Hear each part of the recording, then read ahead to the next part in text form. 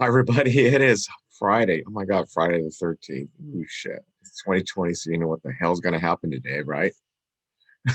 Let's get started. Yes, it's Friday the 13th. Hopefully, nothing unlucky will happen today. Shit, I'm going to stay in. Well, I actually do have a dental appointment, so I'm going to have to venture out. Okay. Oh, geez. It's starting to rain like crazy. It's been raining all night. It's going to rain for the next 10 days. Depressing Seattle. So let's move on. Oh, big news. Last night, Arizona was called. Projected winner in Arizona is the president-elect Joe Biden. It was a very close race. You can see Biden won by about 11,000, a little less than 11,000 votes. So pretty close. They're not going to, I don't believe they're going to do a recount, but you never know. I'm sure the Trump folks are doing some kind of challenge, but so now Joe Biden has 290 electoral votes to Trump's 217. Again, we have two states left, Georgia and North Carolina. Again, Georgia, the final votes in Georgia, Joe Biden was winning by about 14,000 votes, or a little less than, or sorry, less like 13,000 votes, I should say. But and the Secretary of State of Georgia, who obviously is responsible for voting, just announced yesterday there will be a full manual recount of the votes in Georgia. And that will basically take place in the next few weeks. And they expect the recount to be finished by the time that Georgia will certify the election on November 20th. The only other states remaining is North Carolina. It really looks like Trump's going to win. I'm not sure. I'm surprised they haven't called it already, but Trump is winning North Carolina by about 100,000 votes. And so he should be able to call that. I'm sorry, not 100% vote. What is that? 74, 70,000 votes. My math is wrong. Sorry about that. So, bottom line, Georgia's going to go for Biden and North Carolina go for Trump. And if you look at the map at the end of everything, it's going to look like Biden Harris will win the Electoral College vote with 306. Trump Pence will have 232. And how ironic, this was the same count in 2016 with Trump had 306 Electoral College votes to Hillary Clinton's 232. How ironic. And at the time, Trump called it the biggest electoral victory in history, which was bullshit. At the end of the day, Biden will probably get about 6 to 7 million. Right now, he's leading by 5 million votes in the popular vote, but he'll probably win with votes from New York and California to be counted. He'll probably win by about between 6 and 7 million votes over Trump. The one thing that's I was kind of getting lost in the news of the election, but it isn't. We are having probably our worst COVID number of cases and deaths during the pandemic. You know, we had the big spike, obviously, in the spring. Things calmed down during summer, but here in the fall, all the health experts told us because of the fall, cold weather, flu season, everyone's indoor. We are spiking like crazy. So here's a story, very important story that everyone needs to aware about. Even in Washington State, we've been great, right? Right, Washington State, we had the first cases outside Kirkland and that senior care facility in Kirkland. We started in February. We spiked like crazy. We did everything we needed to do with the governor and our local King County health officials. We've been very good until the last 3 weeks, and then we have been spiking. I wouldn't be surprised if the governor announces by next week that we'll go back to phase one and semi shutdown. A lot of cities are doing the shutdown right now, including Chicago. So here's an update. Two states, California and Texas, have now reported more than 1 million cases since this all began. Dr. Anthony Fauci of the National Institutes of Health said today he was hopeful the vaccines will make a real difference in slowing the pandemic, but he warned the virus could remain a chronic problem and said Americans need to double down on public health measures. We're going to look at that bigger picture now with Dr. Nicholas Christakis. He's a physician and a sociologist at Yale University. And he's the author of the new book, Apollo's Arrow, the profound and enduring impact of coronavirus on the way we live. Dr. Christakis, thank you very much for joining us. It is a powerful book. And with the fact the pandemic is doing so poorly right now, we are seeing it spread across the country again. I want to come to a point you make in the book, and that is you think a lot of decisions were made in the wrong direction early on. Not enough personal protective equipment, not enough done with regard to testing, not consistent guidance around masks. Paint that picture for us, if you would. Well, the thing that we're experiencing right now is a once-in-a-century event. And early on, back in December and January even, experts had a very high expectation that this was likely to happen. And what we should have done, in my view, as soon as China locked down and put nearly 1 billion people under home confinement beginning January the 24th, we should have perked up our ears and said, oh my goodness, what's happening in China? We should prepare. And we should have done just the things that you mentioned. Prepared our testing capacity, our masks, the public should have been steeled with resolve for what was ahead of us, and so on. And unfortunately, we didn't really make adequate preparations until we were really hit hard in March. You also write, Dr. Christakis, about the politics of this, frankly, misinformation that went around public, just frankly, conspiracy theories that were allowed out there without being corrected, bad guidance. How much did that contribute to the slowness of the response in the United States? Well, one of the things that's important to realize, unfortunately, is that for thousands of years, as the germ has spread through social networks from person to person, lies and denial have followed right behind. You might even say that lies and denial are part of what makes an epidemic an epidemic. And you can understand it from a human point of view. People don't want to believe that this bad thing is happening. People wish to have superstitions about what might cause it or what might cure it. These are very normal human responses that human beings have been manifesting for hundreds or thousands of years.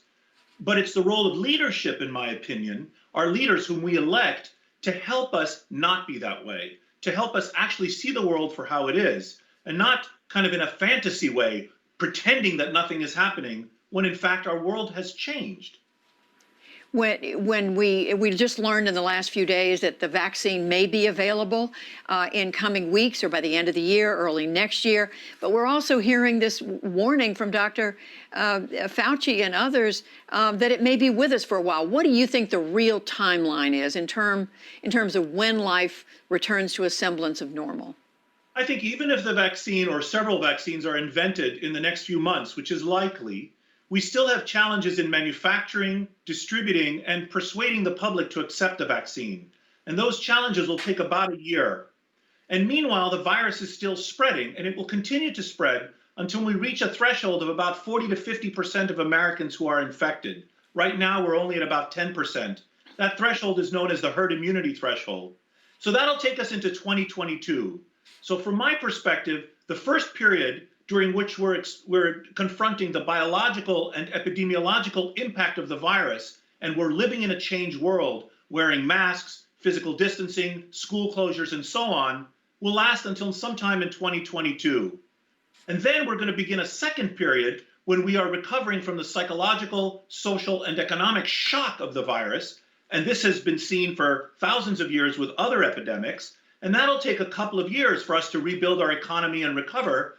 And so sometime in 2024, I think, life will slowly begin to return to normal with some persistent changes. So you see the behaviors that we've adopted today, whether it's mask wearing, social distancing, not shaking hands, that's going on for the foreseeable future. But do you think we will go back to what life was like before 2020 ever? Yes, although there'll be some persistent changes. For example, in the 1918 pandemic, to pick a trivial example, The restaurants used to have spittoons, and spittoons were seen as unsanitary during a time of a respiratory pandemic. And so afterwards, spittoons disappeared and they never returned. So there are things like that on a bigger scale too, I think. For example, business travel, I think, will change.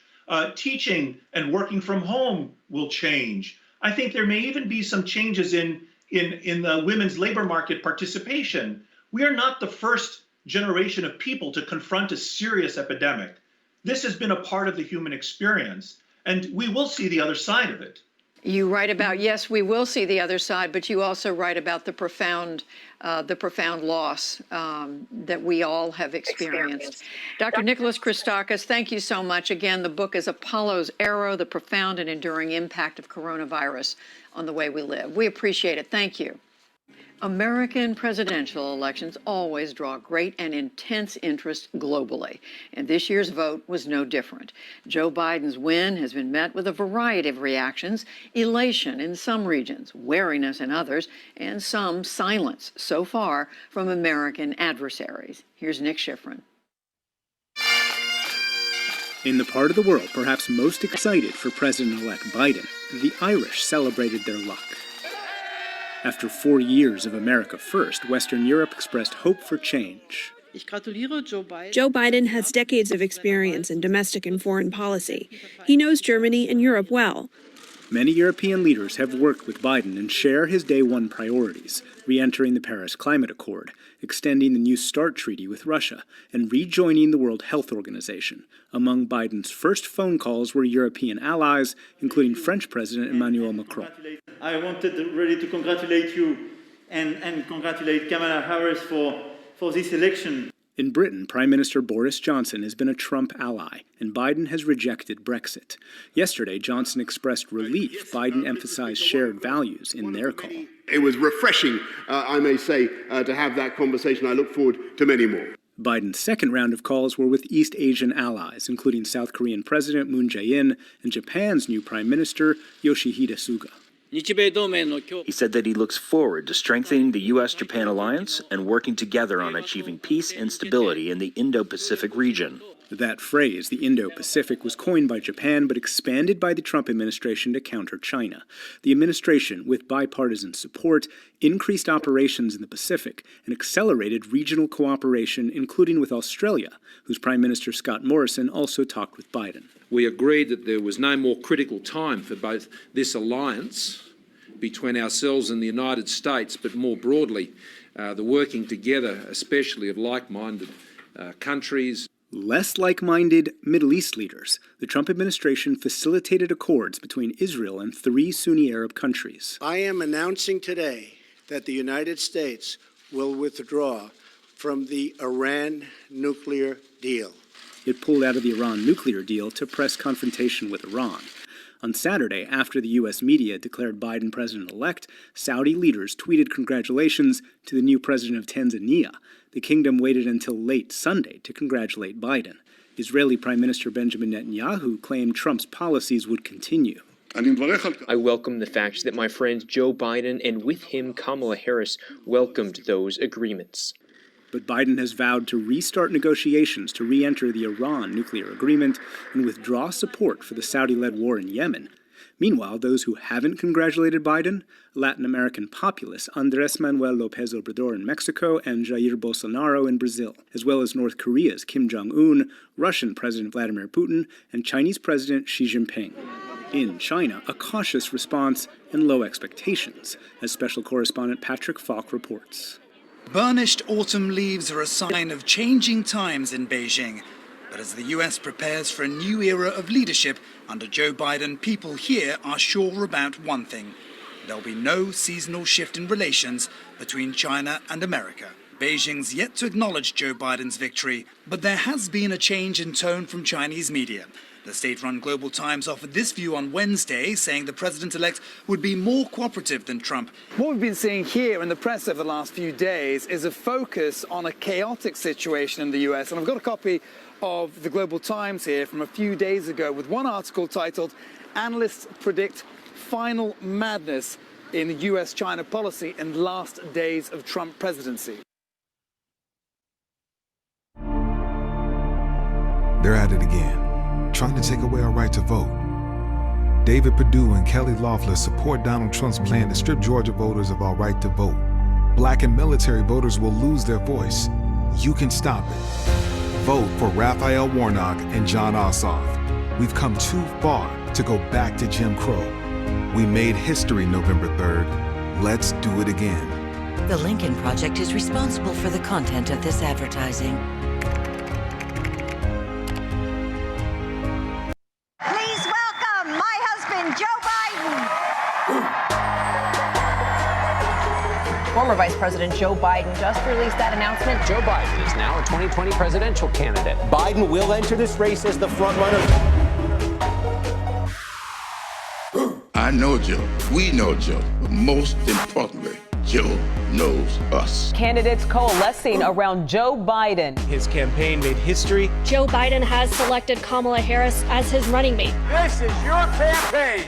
Now's the time to fight for what we believe in. The 2020 presidential election is less than 2 months away. The presidential race is tied. This election is in no way predetermined, and it's going to be close.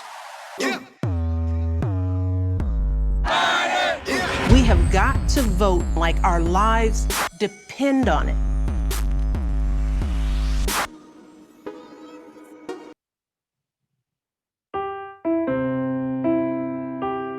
There is only one America. No Democratic rivers. No Republican mountains. Just this great land and all that's possible on it with a fresh start. Cures we can find, futures we can shape, work to reward, dignity to protect. There is so much we can do if we choose to take on problems and not each other, and choose a president who brings out our best. Joe Biden doesn't need everyone in this country to always agree, just to agree we all love this country, and go from there. I'm Joe Biden, and I approve this. I love those ads. That makes me feel great. Looking forward. I'm crying a little bit because we're not going to have the asshole in the White House. We're going to have Joe Biden. So here's to, I know we still have like 70 days from the inauguration. And so I know we have to endure, what's his face, the orange shirt in the White House. But you know what? I'm going to be positive.